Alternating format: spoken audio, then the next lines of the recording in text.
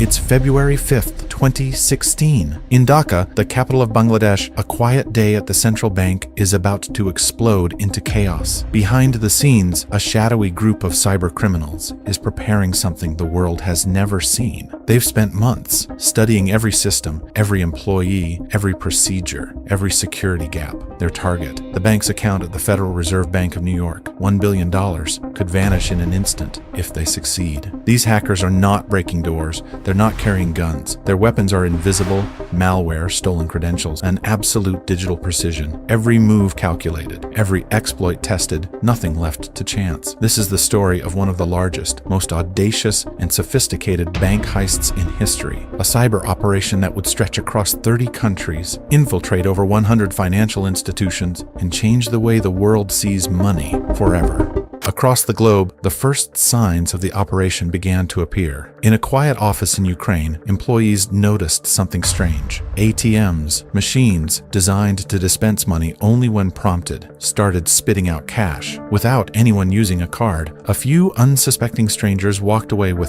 thousands of dollars, seemingly by chance. At first, it looked like a glitch, a technical error, a moment of luck, but this was no accident. Far from these bank branches, thousands of miles away, a group of hackers was watching, patiently, silently, methodically, studying every transaction. Every beep of the ATM, every signal in the system was being monitored. Months earlier, they had quietly gained access to the bank's internal networks, not with brute force, but through carefully crafted emails and hidden malware. One by one, computers were infiltrated, backdoors installed, administrator passwords stolen, giving the attackers control over entire networks. With every silent move, the hackers edged closer to their ultimate goal. The ATMs in Ukraine were only a small part of the puzzle, a test run, a warning shot, a demonstration of the power they wielded. For the lucky few who stumbled upon the free cash, it seemed random. But behind the scenes, every dollar was meticulously planned, every withdrawal tracked, every system weakness exploited. By the time authorities began noticing irregularities, the hackers had already mapped the bank's entire operation. They knew the schedules, the processes, even the small human habits of employees. They were ghosts in the system, invisible, untouchable, yet everywhere at once. What appeared to be a lucky windfall for strangers at the ATM was actually the first ripple of a billion-dollar operation, one that would span continents, infiltrate dozens of banks, and reveal just how vulnerable the world's financial system had become. No alarms, no guards, no weapons, just a few lines of code and a plan so audacious it would shock the globe. The hackers' methods were both ingenious and terrifying. They didn't storm vaults. They didn't intimidate employees. They didn't leave fingerprints. Instead, they did something far more powerful, far more invisible. They turned the very systems designed to protect the banks against themselves. Every safeguard, every protocol, every assumption of security was quietly dismantled, piece by piece. One technique was deceptively simple, yet brilliantly effective. Funds were quietly transferred from transaction accounts to accounts controlled by the hackers, but it wasn't reckless theft. They adjusted balances beforehand, keeping totals consistent, making sure that nothing appeared suspicious to automated checks or human eyes. Dollars moved silently, invisibly, right under the bank's nose. Another method targeted the ATMs themselves. Machines that were meant to safeguard money became instruments of the heist. With a few lines of code, the hackers could command the ATMs to dispense cash directly into the hands of money mules. These were ordinary people, hired to collect the stolen money and funnel it to the operations leaders. The mules didn't know the full scope of what they were participating in, but they knew the rewards were real, immediate, and substantial. The most audacious tactic, however, was pure digital sleight of hand. Hackers created bank accounts in the names of these mules, with debit cards holding only a small amount, sometimes just a few dollars. Then, with surgical precision, they manipulated the database, replacing those small amounts with millions. Suddenly, ordinary accounts were holding extraordinary sums. The mules could withdraw cash immediately, leaving the banks none the wiser for hours, sometimes even days. Every move was calculated, every exploit tested, patience, precision, observation. These were the hackers' weapons. They didn't just steal money, they transformed the entire banking network into a tool for their crime. Without ever touching a single dollar in person, what seemed impossible became reality. A billion-dollar operation, invisible, unstoppable, and almost unimaginable. By the beginning of 2015, the operation had grown far beyond a single country, far beyond anyone's imagination. The hackers had infiltrated more than 100 financial institutions across nearly 30 countries. Most of the victims were in Russia, but banks in the United States, China, and Europe were not spared. The total stolen? Close to $1 billion. For law enforcement and cybersecurity experts, the scale was staggering. Teams from Europol, the FBI, and major international banks worked tirelessly, pooling intelligence, analyzing malware, and tracing suspicious transfers. Slowly, painstakingly, patterns began to emerge. The same malware signatures appeared across multiple attacks. The hackers were meticulous, calculated, but not invisible. Even the most skilled criminals leave traces, small mistakes, subtle fingerprints. And for the first time, investigators had a thread to follow. It became a high-stakes game of cat and mouse. Every compromised server, every flagged transaction, every digital footprint brought authorities one step closer to uncovering the masterminds behind this audacious heist. But the hackers were adaptive, agile, constantly changing tools, rotating accounts, and staying just ahead of detection. Despite their cunning, the operation was not invincible. Investigators began connecting attacks from different countries, linking ATM manipulations, fraudulent transfers, and digital sleight of hand into a single global campaign. Every successful theft emboldened the hackers, yet each success also left the faintest trace, a breadcrumb that could unravel the entire network. The operation was relentless, sophisticated, and growing bolder with every passing day. Cybercriminals were no longer working in isolation. They were orchestrating a global symphony of theft, invisible, untouchable, and devastatingly precise. And as the authorities closed in, the hackers were already preparing their next move, exploiting the very systems designed to stop them, proving that in the digital age, the line between safety and chaos could be measured in seconds and bytes.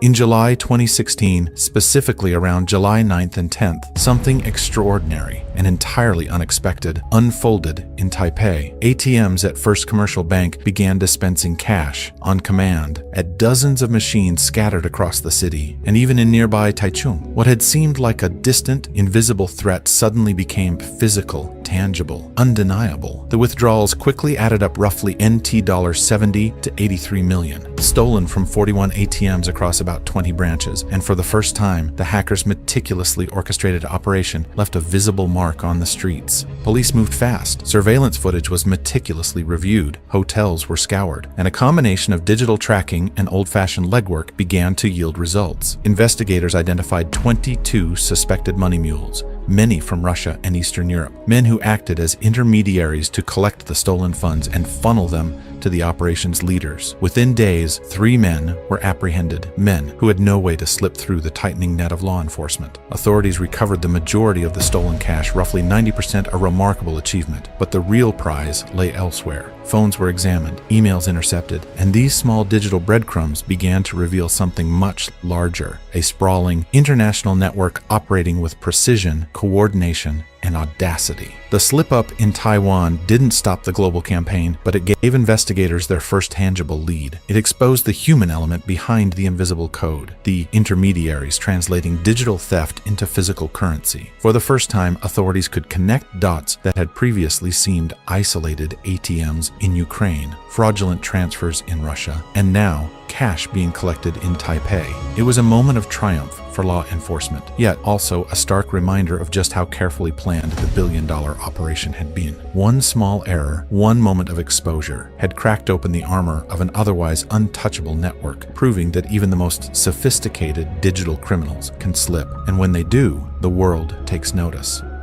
The investigation now had a trail, but the real challenge lay in finding the brains behind the operation. Authorities followed the money, tracing transactions across borders, monitoring cryptocurrency exchanges, tracking luxury purchases that could not be hidden. Every digital footprint, every subtle slip, became a clue in a vast, intricate puzzle. Their search eventually led to March 6, 2018, and a man named Dennis K., a Ukrainian, living quietly in Alicante, Spain. Dennis had built a life of relative luxury, coding malware from the privacy of his home, moving through the world almost invisibly, spending primarily in Bitcoin. At the time, he controlled roughly 15,000 bitcoins, worth around $162 million in 2018, a fortune that today would surpass $1 billion.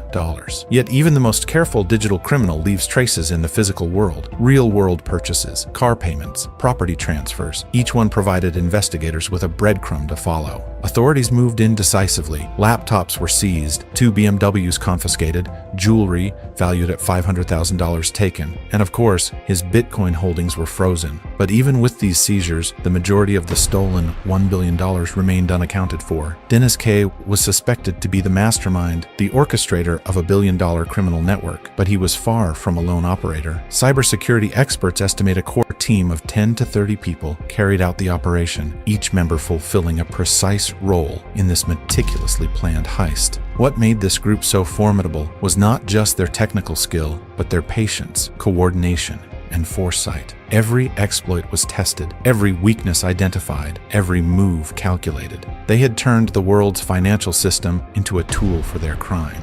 And for years, they operated in shadows, untouchable, almost invisible. Dennis K. may have been the figurehead, the face of the operation, but behind him lay a network of skilled operatives, digital ghosts moving money across continents with precision and audacity. The magnitude of their crime and the audacity of their execution would leave a lasting mark on global banking and cybersecurity alike. The Carbon Act operation left a permanent mark on the global financial system. Banks scrambled to strengthen cybersecurity protocols, updating software, installing new defenses, and training employees to recognize even the most convincing phishing attempts. Yet, despite all the lessons learned, the heist exposed a stark truth. Even the most secure institutions are only as strong as their weakest link. So, a single outdated system, a missed software update, a moment of human oversight could open the door to catastrophic losses. One employee, for instance, unknowingly allowed malware to enter his bank's network because updates hadn't been installed. That small oversight alone contributed to millions of dollars vanishing almost instantly. It was a sobering reminder that in the digital age, the consequences of neglect can be monumental. For cybersecurity teams around the world, this case became a benchmark, a reference point for vigilance and preparation. It highlighted the critical importance of monitoring, constant updates, and international cooperation. Agencies like Europol, the FBI, and major banks now share intelligence more freely, exchanging information in real time to prevent another billion-dollar breach. Yet, despite these improvements, not all of the stolen funds have ever been recovered. The Carbon Act heist remains a cautionary tale, a stark reminder that in today's digital world, the line between safety and chaos can be measured in bytes and in seconds. One overlooked update, one weak password, one distracted employee can give cybercriminals the leverage to topple entire financial institutions. And while technology evolves and defenses improve, the human factor remains the single most unpredictable and vulnerable element. The heist also serves as a warning to businesses, governments, and individuals alike. Vigilance is not optional. It is essential. In a world where money flows as effortlessly as information, the price of inattention is unimaginably high.